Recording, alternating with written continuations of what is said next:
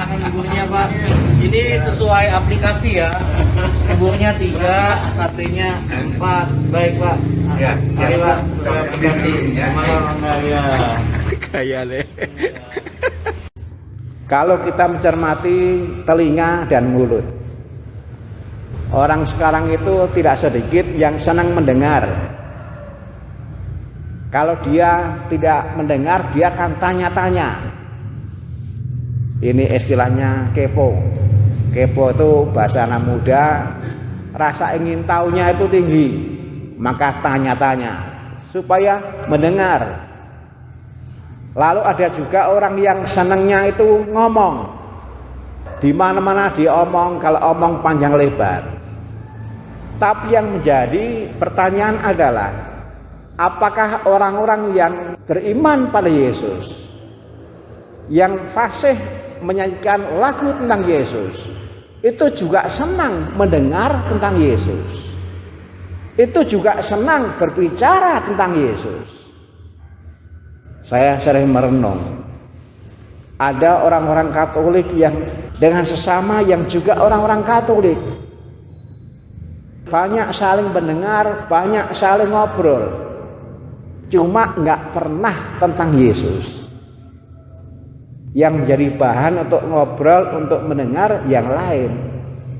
Kita bisa bayangkan apa yang terjadi ketika dunia ini diisi oleh orang-orang beragama, tapi dia tidak senang mendengar tentang Tuhan, juga nggak senang berbicara tentang Tuhan. Padahal di tempat di mana dia berada, sila 1 Pancasila, ketuhanan yang Maha Esa. Yang juga menjadi tantangan sekarang ini adalah bagaimana orang itu mendengar, tetapi mendengarnya tidak dengan mentah. Berbicaranya juga berbicara tidak dengan mentah. Ada kalimat bijak berbunyi, menjadi tua itu otomatis, menjadi bijak itu pilihan. Menjadi bijak itu hasil sebuah pelatihan, hasil sebuah pembiasaan, hasil sebuah belajar. Senang mendengar tentang Yesus itu hasil belajar, hasil pembiasaan. Senang berbicara tentang Yesus itu juga hasil belajar, itu hasil pembiasaan.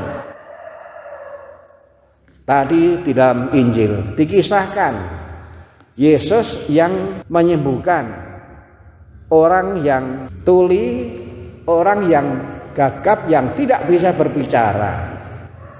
Orang yang gak senang mendengar tentang Tuhan, gak senang mendengar tentang Yesus, karenanya juga gak senang, gak bisa berbicara tentang Tuhan, tentang Yesus.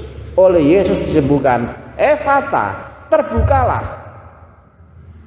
Lalu orang itu bukan hanya bisa mendengar dalam Injil tadi, maka terbukalah orang itu, dan seketika itu terlepas pula pengikat lidahnya.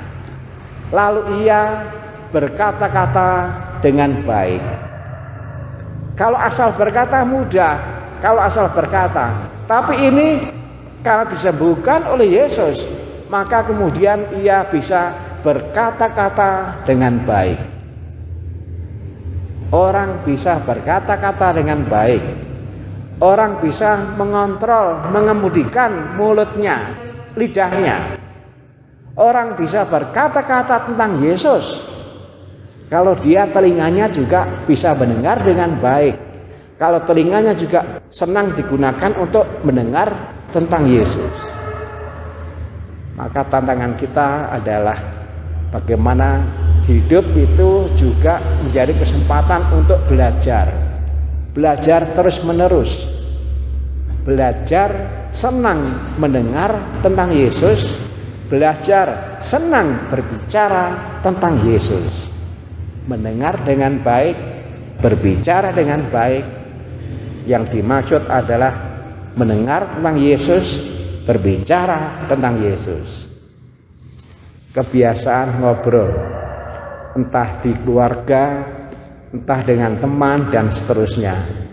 Mari pelan-pelan kita usahakan supaya juga ada pembicaraan saling mendengar tentang Yesus. Silahkan ibunya Pak. Ini sesuai aplikasi ya. Ibunya 3, satenya 4. Baik Pak. Ya, Mari ya. Pak, sesuai aplikasi. Ya. Malam Anda ya. Kayak deh.